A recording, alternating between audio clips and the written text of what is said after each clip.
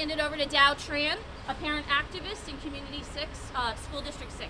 Hi, my name's Tran, and if you want to know what needs attention in our city and state, why the idea of the 1% versus the 99%, why the idea of a tale of two cities struck such a chord with so many of us, you don't need to look further than education. In our public schools today, we're dealing with astounding levels of segregation and inequity. In District 6, where my child goes to school, buildings are so overcrowded that children go to school in trailers. And this is at the same time that charter schools are being given free rent. Okay? These are the charter schools that leach funds that ought to be allocated to public schools that serve the majority of the city's children and serve all children.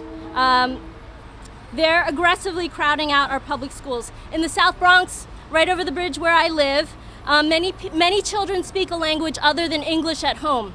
And you know, these emergent bilinguals or English language learners, they're not given the support or the resources that they need to succeed. And their languages, their histories, and their cultures are not honored or valued as they should be. And to make those inequities and deficiencies even that much worse, we have schools that are trying to rank and sort our children, rank and sort their teachers, rank and sort their schools based on standardized high-stakes tests. And this has got to go. Our existing political leaders, both Republicans and Democrats, from President Obama and his Secretary of Education, Arne Duncan, down to Governor 1% Cuomo and his Education Commissioner, John King, they've proven to be tone deaf, and that's at best. Most of these officials don't even send their kids to public schools. They push for our schools' teachers to be accountable, and yet they won't send their children to those schools. They opt out of that. They send their children to schools that don't take these tests, that have small class sizes, that have project-based, hands-on, arts-infused learning. That's what we want. That's what we want for all our kids. Brian Jones has been on the front lines with us in these struggles for years, and that's why I'm here today. Both he and Howie understand that education should be a right and not a privilege for the few and the wealthy. They understand that a strong public school system is one of the necessary bases for a strong democracy.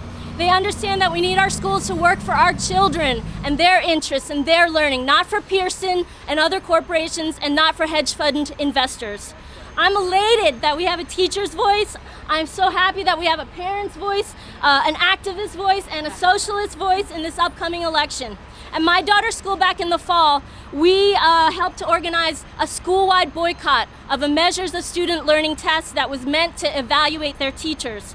We forced the state government to stop these tests, to back down on giving these destructive and developmentally inappropriate tests to kindergartners through second graders, and I'm feeling confident that we can do more of the same. The grassroots is growing, and I think it's so important that the Hawkins-Jones ticket is about building that grassroots power.